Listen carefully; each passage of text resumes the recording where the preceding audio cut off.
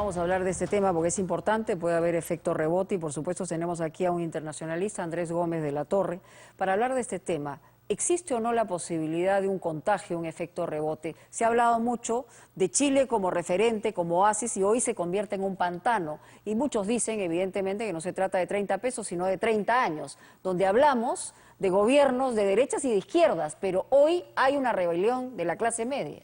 Sin duda, Mónica, y yo creo que hay que coincidir con Andrés Oppenheimer. Esto es una suerte de fenómeno de clases medias, muy típico del Estado chileno, de tal manera que no es bueno. Por eso tiene tanta fuerza, ¿no? Sí, por eso tiene tanta fuerza. Es básicamente un efecto muy fuerte a un país que históricamente siempre tuvo una muy fuerte clase media. Porque logró reducir la pobreza de manera considerable, pero anchó digamos, la base de la clase media, y es lo que hoy se le revela a Piñera. ¿Hay posibilidad de que renuncie Piñera? Claro, es que yo creo que el gobierno lo que está haciendo, dicho sea de paso, para ser un empresario del perfil y del peso de Piñera, ha tenido, y todos coinciden, un manejo muy malo, ¿no? Una falta soberbio, ¿no? Soberbio, un estilete, hasta digamos, atorrante, suficiente, cree que manejar el Estado es como manejar una empresa privada, y se le ha complicado mucho las cosas. Y problemas de nepotismo muy graves, ¿no? Claro, el ministro del Interior, uno de los grandes responsables de la represión policial, es su primo, ¿no? Andrés Chau Piñera. Y el hermano es el que maneja el tema de las AFP. José Piñera fue el gran propulsor durante el gobierno de Pinochet, cuando el año 73 hay el golpe militar y se consolida este modelo, entre otros sistema privado de pensiones. José Piñera es el ministro de Trabajo y Previsión Social, Piñera Echeñique, y es hermano del presidente, todo queda en familia. Entonces, claro, es una suerte de rebelión de clases medias con unos efectos colaterales terribles. Tú lo que crees es que Piñera está midiendo sí, que la posibilidad no se descarta de que él pueda renunciar a la presidencia. Claro, por una razón muy simple, porque si uno se da cuenta, aquí se están escalando las concesiones del gobierno. En primer lugar, se habla de un cambio de gabinete ministerial que para Chile es un terremoto. ¿Por qué? Porque ellos tienen ministros muy estables y un cambio de ministro generalmente se hace en 2, mínimo 3 años. Claro. Y los cambios los tenemos acá y renuncian al aire. Exacto. La propia derecha chilena, Renovación Nacional, ¿no?, que ideológicamente está con el gobierno, Evelyn Matei, que fue candidata a la presidencia, que le ha dicho por lo menos 8 ministros. Luego también, otra concesión, suspender el toque de queda. La siguiente es levantar el estado de emergencia. Pero además que la Fuerza Armada sea reticente a cumplir órdenes, represión, eso ha sido también una cosa El general Iturriaga le enmendó la plana de inmediato, por eso es que hemos visto, a pesar de todo, con todas las consecuencias que ha habido la represión, un ejército que por lo menos declarativamente ha tenido algunos gestos de intentar contemporizar las cosas. Pero lo que es increíble es que de los dos lados piden cambio de constitución, como si eso, digamos, apuntara a solucionar el problema. Exactamente, porque hoy día ya la derecha chilena, particularmente, por ejemplo, algunos miembros de RN, Renovación Nacional, están pidiendo el cambio de la Constitución.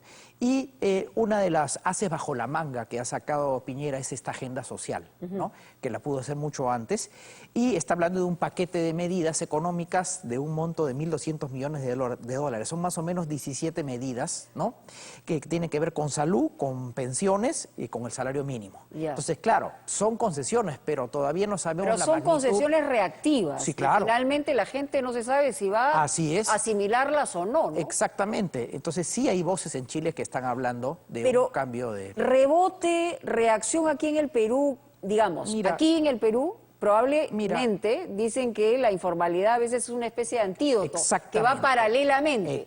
La formalidad en Chile le está jugando una mala pasada. Exactamente, así es. Eso es cierto, y también hay que ver todos los ángulos. Yo escuchaba a José Miguel Insulza, que de derechista tiene poco, socialista, exsecretario general de la OEA, y decía, claro, lo que quiere la sociedad chilena es una especie de welfare state al estilo nórdico, pero la presión tributaria de esos países es altísima y la chilena, a pesar de todo. Entonces, ¿cómo vamos a financiar esto? El tema es muy complejo, Mónica, tiene muchas aristas y no podemos decir que es una causa en específico. Pero lo que sí es cierto es que todo apunta a que esta crisis chilena es primero de clases medias. Segundo, un problema básicamente redistributivo, que fue el gran problema que tuvieron los gobiernos de la Concertación. Cuando entró Elwin, recuperaron la democracia, ¿qué dijo Elwin? Crecimiento con equidad. Hubo crecimiento, pero no equidad y no redistribución. Pero además, se han curado las heridas después de Pinochet. Ha habido concertación, pero ha habido gobiernos de derecha y de izquierda, que han mantenido más o menos el mismo esquema, con solo matices. Totalmente de acuerdo, porque la concertación de partidos por la democracia cristiana, el Partido Socialista, a partir del año 90 efectivamente se cuidaron de no modificar más o menos el modelo, darle un rostro social, pero ese rostro social intentado, lamentable, no ha dado los efectos esperados, ¿no? Y como he añadido más, el triunfo de Argentina, del binomio del fernandismo. Del fernandismo. Exacto, así es, que nos trae... De alguna manera regresa el kirchnerismo. De una manera, porque no sabemos cuál va a ser el papel que va a tener la vicepresidenta, que es poderosísima, ¿no? Claro. Y las primeras declaraciones hoy en la mañana de Alberto Fernández es reivindicar la figura de Néstor Kirchner, y una gran sorpresa que ha pasado desapercibida, Mónica, Bogotá. El Bogotazo, sí, ganó Claudia López de Alianza Verde, la nueva alcaldesa, la primera alcaldesa mujer y de izquierda.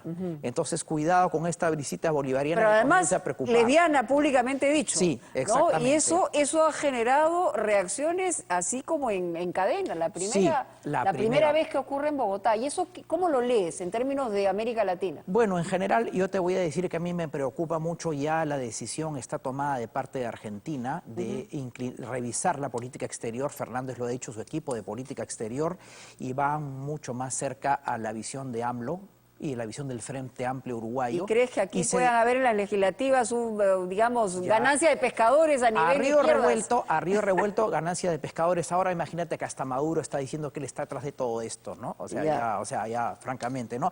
Pero lo que sí preocupa es que se va a debilitar el Grupo de Lima. Se va a debilitar el Grupo de Lima. Y eso es preocupante, en realidad. Es preocupante por la situación de Venezuela, que ahí está. A ver, dependerá del manejo político del presidente Vizcarra, que parece que en ese sentido no ha hecho... Vamos a ver, yo creo que hay que hilar muy fino en materia de política exterior, porque el escenario se está complicando bastante. Y tiene que haber alguien que maneje y tenga muñeca. Muy bien, muchísimas gracias por estar con nosotros. Gracias. Y vamos a regresar con una denuncia absolutamente indignante.